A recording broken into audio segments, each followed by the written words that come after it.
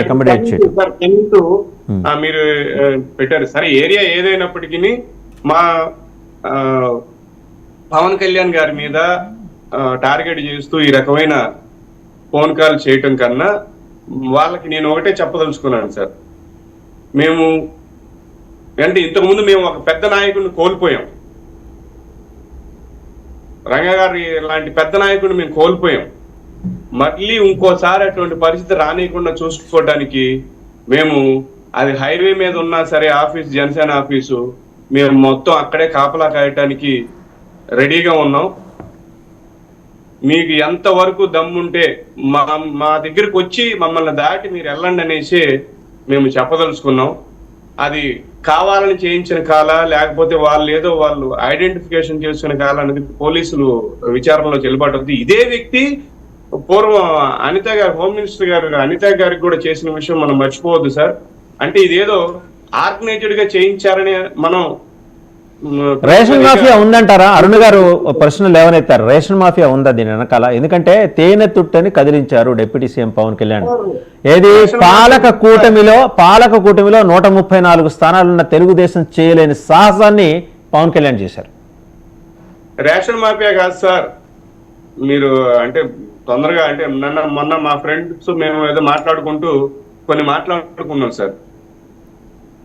ఎర్రచందనం మాఫియా అంటే Pushpa series start అవగానే కొన్ని మాట్లాడాల్సిన పరిస్థితి వచ్చింది. పుష్ప 1, 2 కాదు సార్. ఇక్కడ మాఫియా అనే పేరు పెట్టేసి ఎర్రచందనం mafia, liquor mafia, mining mafia, rice mafia, విద్యుత్ మాఫియా, అంటే విద్యుత్ కొనుగోలు మాఫియా సార్. ఒక్కటన్నా 6 నెలల నుంచి ఒక్కటన్నా అభియోగాలు తప్ప ఏదన్నా మీరు దాన్ని నిర్ధారణ చేశారు? అన్ని మీవి అభియోగాలకే సరిపోతుంది. నిర్ధారణ ఏది జరగదు, నిర్ధారణ. చౌదరి గారు ఏదే నిర్ధారణ చేయలేదు, జరగదు. శ్రీకాంత్ గారు ఆయన మాట్లాడియండి. తిరుమలరావు గారిని మాట్లాడియండి. మీకు మంచిగా అనిపించట్లేదు కదా సార్? మీకు కొంచెం వెయిట్ చేయండి. ఉబ్బరం వద్దు, మీకు కడుపుబ్బరం చాలా దిగిపోద్ది. కంగారు పడమాకండి మీరు. ఏంటి విద్యుత్ దగ్గర ఆగాం సార్. వైజాగ్ భూముల మాఫియా, భూముల మాఫియా, అసైన్మెంట్ భూముల మాఫియా, పోర్టు, అక్రమ పోర్టు మాఫియా, ఉద్యోగాల మాఫియా, ఇంట్లో ఒక 10 హైలైటెడ్ గా తీసుకోవచ్చు సార్. అంటే ఇంటర్నల్ గా జరిగిన కానీ ఇన్ని మాఫియాలన్నీ కలిసి ఒక ప్రభుత్వంగా ఏర్పడటం అనేది నిజంగా ఒక అద్భుతమైన అబ్బురపరిచే విషయం కదండి దేశం మొత్తం మీద. ఇటు బహుశా ఎక్కడ ఉండదేమో, ఒక ఆంధ్రప్రదేశ్ కి ఈ ఫెసిలిటీ ఉందేమో. మాఫియాలు అన్ని కలిపి ప్రభుత్వంగా ఏర్పడటం కాదు సార్.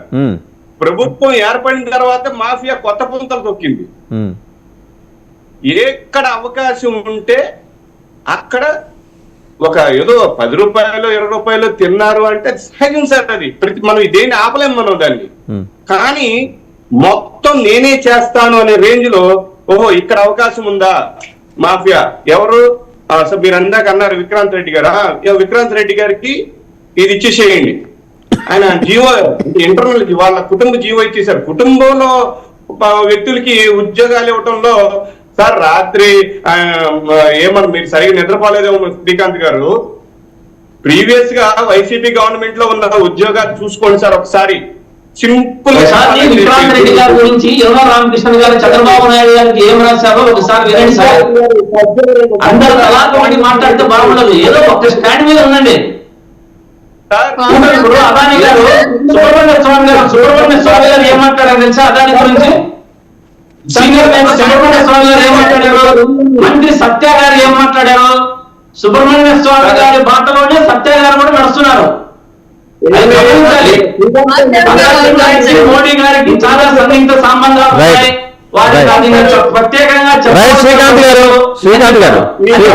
మోడీ గారికి కూడా దీంట్లో అనుకుంటున్నాను మీరు. రైట్ శ్రీకాంత్ గారు ఒక్క నిమిషం. శ్రీకాంత్ గారు ఒకసారి చూడండి. మీరు మాట్లాడేది మేము మాట్లాడేది కాదమ్మా.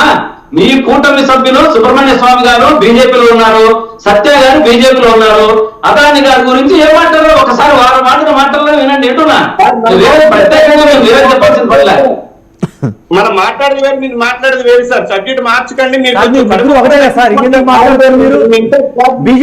బీజేపీ కానీ మోడీ ప్రభుత్వం రెండు ఒకటే కదా. వైసీపీ కానీ రెండు ఒకటే కదా. హాస్యాస్పదంగా ఉన్నాయి అభియోగాలన్నీ టీవీని చూసే ప్రజలంతా నవ్వుకుంటున్నారు. వైసీపీ ప్రభుత్వం అవును సార్, మీ మాఫియా చేసిన ఆగడాలు జనం నవ్వుతున్నారు. నిజమే. మీరు మాఫియాలు కాదవి, మీరు అభియోగాలు. అది మాఫియాలు కాదని చెప్పలేదు. రైట్, అరుణ్ గారు మాట్లాడతారు ఒకసారి.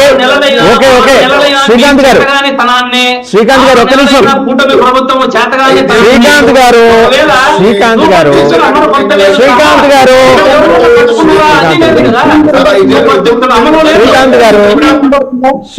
మీరు ఒక్క నిమిషం ఆగండి. చౌదరి గారు సారీ, అరుణ్ గారు మాట్లాడతారు మీరు ఇస్తాను మీ దగ్గర. మేము కూడా అందరం నవ్వుతున్నాం సార్. సరే, అరుణ్ గారు మాట్లాడతారు ఒకసారి. మేము కూడా నవ్వుతానే ఉన్నాం. మేమేం సీరియస్ గా లేవు, మేము నవ్వుతానే ఉన్నాం. చౌదరి గారు ఏంటి సార్, మీరు నవ్వుతా ఆపేశారు. రవ్వండి సార్. సరే, అరుణ్ గారు మాట్లాడతారు. అరుణ్ గారు ఒకసారి.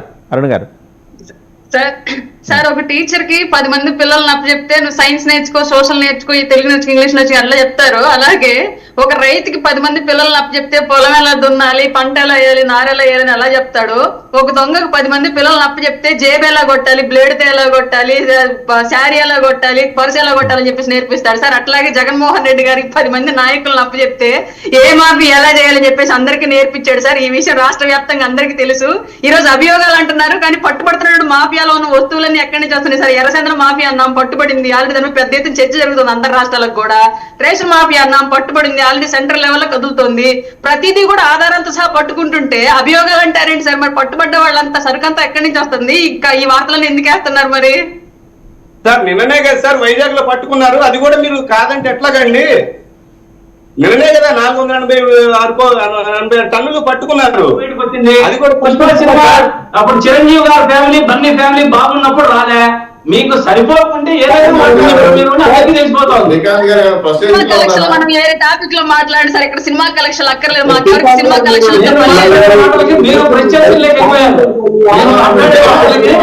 మీరు చౌదరి గారు, నాకైతే ఒకటి తెలుసు, మీరు ఒక ఆలోచనలో పట్టిపోయారు. నాగబాబు గారు మంత్రి అయిపోతున్నారు, చిరంజీవి గారు ముఖ్యమంత్రి అయితే నా పదవి ఎట్లా మీరు ఆలోచిస్తున్నారని నా అభిప్రాయం.